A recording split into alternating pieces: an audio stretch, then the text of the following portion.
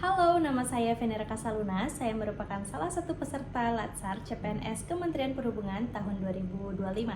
Saya sendiri dari kelompok 3 Angkatan 28 gelombang 4. Dan pada kali ini saya akan memaparkan tugas dari agenda 3 terkait dengan manajemen ASN dan Smart ASN.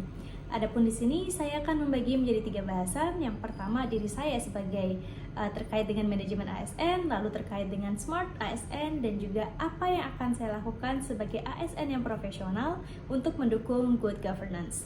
Jadi yang pertama adalah dari segi manajemen ASN, saya pribadi merupakan lulusan dari sekolah pelayaran, yakni D4 Nautika. Dan saat ini saya memiliki jabatan sebagai pengawas keselamatan dan keamanan berlayar. Apa tupoksi dan tanggung jawab saya? Tentunya sesuai dengan nama jabatan saya, yakni mengawasi keselamatan dan juga keamanan berlayar untuk kapal-kapal.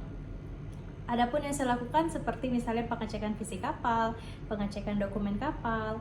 Selain itu juga saya memberikan pelayanan publik seperti perpanjangan buku pelaut apabila ada masyarakat yang ingin memperpanjang buku pelautnya, dan juga melakukan penyejilan terhadap awak kapal atau anak buah kapal di atas kapal.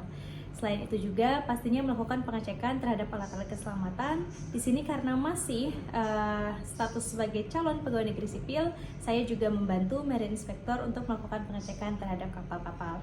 Jangan sampai ada alat-alat yang rusak atau tidak layak laut sehingga berbahaya bagi kapal tersebut untuk berlayar. Selain itu juga saya memiliki hak sebagaimana ASN pada umumnya, seperti hak untuk mendapat gaji dan tunjangan. Karena masih calon pegawai negeri sipil, kita masih mendapatkan hak gaji dan tunjangan sebesar 80%. Namun apabila telah menjadi pegawai negeri sipil akan mendapatkan 100%. Selanjutnya saya juga mempunyai hak untuk mengembangkan diri dan berkompetensi, seperti misalnya apabila ada diklat-diklat tertentu, termasuk Latsar atau pengembangan pribadi. Ini juga merupakan salah satu hak saya, yang mana merupakan hak pribadi setiap CPNS untuk mendapatkan pengetahuan lebih lanjut terkait dengan kebangsaan. Selain itu juga ada hak-hak lainnya seperti misalnya hak cuti maupun hak perlindungan pada saat tua dan juga pensiun. Namun hal itu hanya didapatkan apabila telah menjadi pegawai negeri sipil, bukan lagi CPNS. Selain itu dari segi manajemen ASN. Lalu dari segi Smart ASN, di sini saya akan membahas dari segi 4 pilar digital. Yang pertama itu adalah digital skill, digital culture, digital etik, dan juga digital safety. Jadi yang pertama adalah digital skill. Sebagai ASN yang baru di sini, saya juga telah ikut beradaptasi dengan kondisi lingkungan pekerjaan yang mana saat ini segalanya telah menggunakan sistem buy online, misalnya pelayanan kapal yang menggunakan Inaportnet. Apabila tidak memiliki digital skill yang baik, maka saya tentunya tidak dapat berkembang dan juga tidak dapat menjalani pekerjaan dengan baik.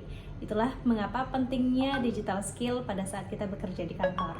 Lalu yang kedua adalah digital culture, yang mana kita harus mulai membiasakan diri menggunakan digital dan juga sistem online di lingkungan kerja kita. Dan juga digital culture ini berarti kita tidak bisa memanfaatkan digital hanya untuk hal-hal yang salah. Pemanfaatan digital harus tetap berpegang teguh pada Bhinneka Tunggal Ika maupun Pancasila dan juga dasar-dasar negara lainnya. Selanjutnya adalah digital etik, yaitu etika pada saat berdigital. Jangan sampai menyebarkan hoax, apalagi kita sebagai pemerintah aparatur sipil negara, yang mana tentunya rakyat juga akan percaya dengan apa yang akan disampaikan oleh aparatur negara, sehingga jangan sampai kita menyebarkan berita yang tidak pasti. Pintar-pintar beretika dalam menggunakan digital, terutama pada saat sosial media dan lain sebagainya.